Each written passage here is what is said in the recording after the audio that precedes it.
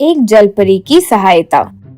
नालानगर नाम का एक गांव समुंदर के किनारे पर है। वहाँ एक मछुआरों की बस्ती है जिसमें लोग मछलियाँ पकड़कर अपना गुजारा करते हैं।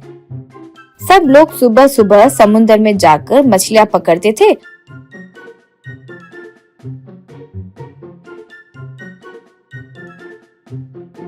और उन्हें मार्केट में बेचने वाले व्यापारियों को बेचकर पैसे कमाते थे। उन्हीं मछुआरों में गुड्डू नाम का एक मछुआरा था। गुड्डू भी मछलियाँ पकड़ता था और उन्हें बेचकर पैसे कमाता था। गुड्डू के घर में उसकी बीवी और बच्चे थे। बच्चे स्कूल में पढ़ते थे।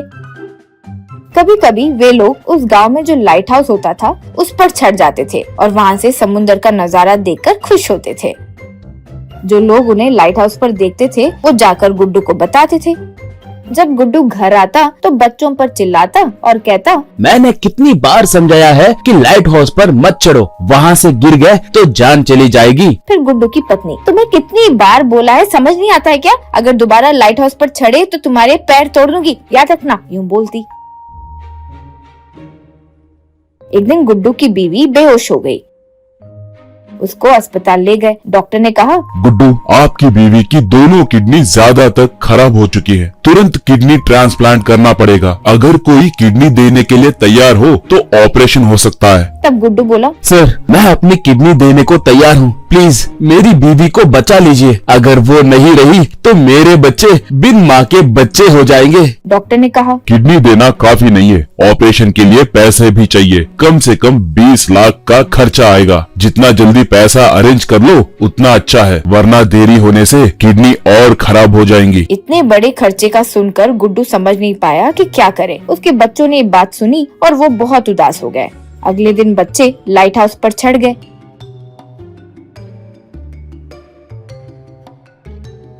वहाँ से समुंदर देख रहे थे। तभी उन्होंने दूर समुंदर में एक जलपरी को पानी में तैरते हुए देखा। वो बहुत हैरान हो गए। तब बेटी बोली, भैया वहाँ देखो जलपरी, जलपरी के पास शक्तियाँ होती है ना, अगर उससे मांगेंगे तो शायद वो हमारी मदद कर दे। तब भाई ने बोला, हाँ मुझे भी दिख रही है, जलपरी जरूर कुछ भी कर सकती है, चल पापा को बताते हैं। ये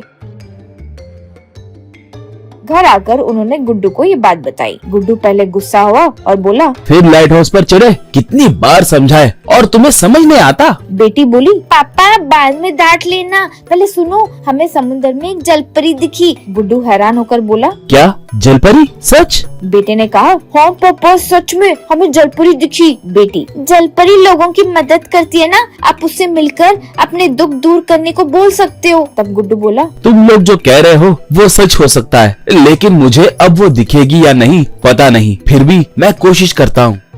गुड्डू तुरंत समुंदर में गया और जलपरी को ढूंढने लगा। बहुत देर तक नहीं मिली तो वो उदास हो गया।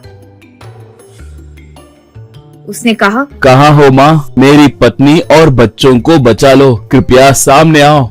तभी एक जलपरी पानी से बाहर आई। गुड्डू ने उसे नमस्कार किया और अपनी सारी परेशानियां बताई और मदद की भीख मांगी। तब जलपरी बोली, देखो मैं तुम्हारी मदद करूंगी। इस समुंदर के नीचे सोना है, तुम वहाँ जाकर उसे ले आओ। गुड्डू बोला, पर समुंदर काफी गहरा होगा, इतनी गहराई में मैं जा पाऊंगा क्या? और मैं इतनी देर तक सांस रोक नहीं पाऊंगा। तब जलपरी बोली, मैं उस सोने को हाथ नहीं लगा सकती, इसीलिए मैं नहीं दे सकती तुम्हें। डरो मत, तुम्हें मुझ पर भरोसा करना होगा, तुम्हें कुछ नहीं होगा, बस कूद जाओ। गुड्डू बिना कुछ सोचे समुंदर में कूद गया।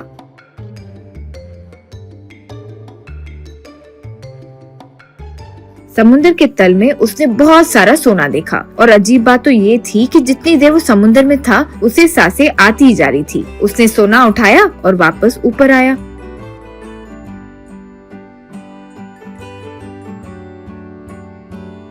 गुड्डू ने उस सोने को बेचकर अपनी बीवी का इलाज कराया और उसकी जान बचाई।